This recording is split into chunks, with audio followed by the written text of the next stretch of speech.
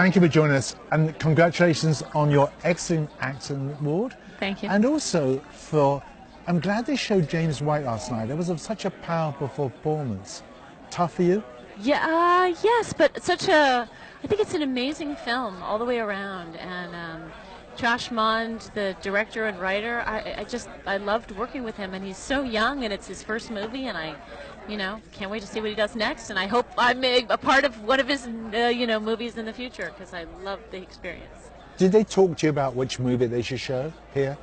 I think they were going to try to show the Emily Dickinson movie that I did last year. That's coming. We'll talk about it in a minute. Terrence Davies, right? But I think because it's set to be released in the U.S. in September, that they didn't want to steal thunder from that. So then they proposed James White, and I thought, oh, that's a great idea. It's a great choice. Yeah. But this is your second time playing a cancer victim. You in Wit? Yes. There's a lot of cancer around. I know. There's a lot of cancer. There's a lot of people, I think, in everybody's lives that have cancer, and there are a lot of stories to tell. But was it really harrowing to do Wit every night on the stage?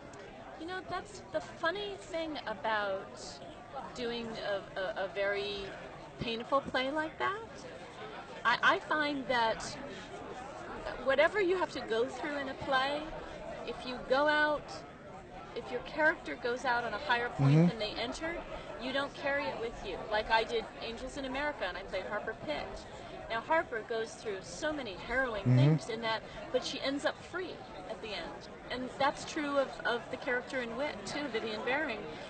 She has so many struggles throughout the evening and throughout her life, and then she finally kind of finds her humanity at the end, and then she is released. She's released into death, but she is free.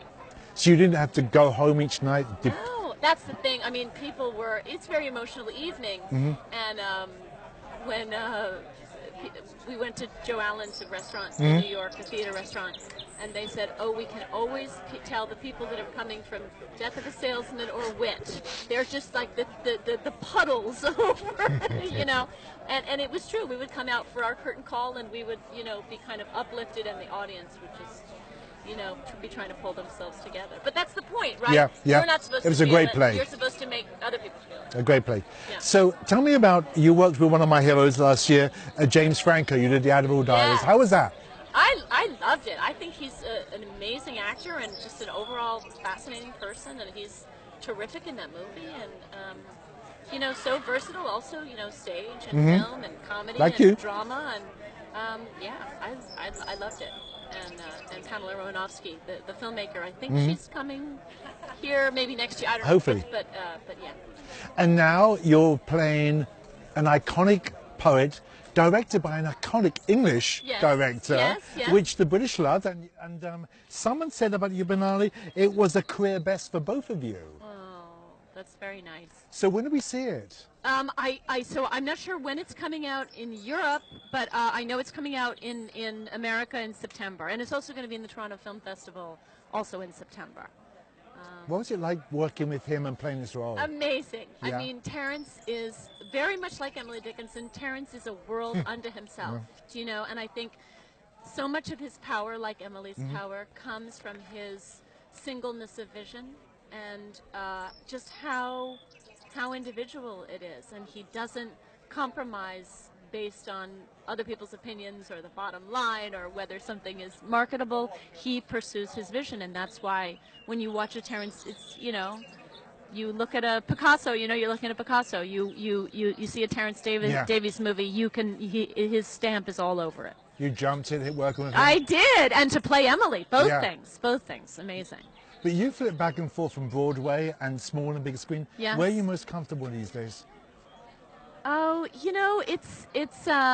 did a TV movie. I just wrapped it on Thursday, where I play Nancy Reagan in this TV movie. I wanted to ask you about that. I'm trying to get my head around that. I know.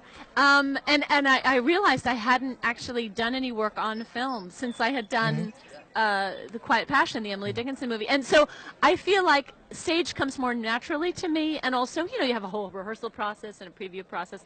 It's hard to sort of jump into a film when you haven't been doing film in a while. I think film is really so much about being warmed up and being in the moment.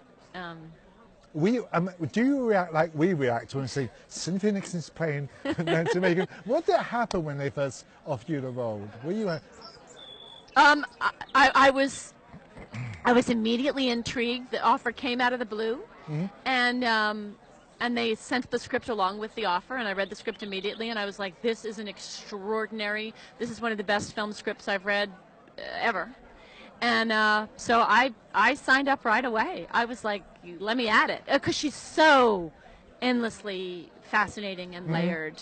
And it's so weird for me to think of, you know, I remember the Reagans, of course. I was a teenager. And to be playing something, a historical character, and, you know, in this historical period film that took place within my lifetime, and yet it's a period piece, like that blows my mind. That blows my mind. Can I ask you a personal question? Yes. What was it? Don't say yes so quickly. What was it like? What did it mean to you winning the Vito Russo Award from GLAAD for your contribution? Say that again. The Vito Russo. Yeah. What was it? What did that mean to you winning that award from GLAAD? It was a very emotional night. It was your contributions for giving awareness to our community. Yeah, it was very emotional, and Michael Patrick King, who wrote and directed the Sex and the City TV show and the films, he came out, he flew out to present it to me, which was amazing. You know, and I had been going to GLAAD for years.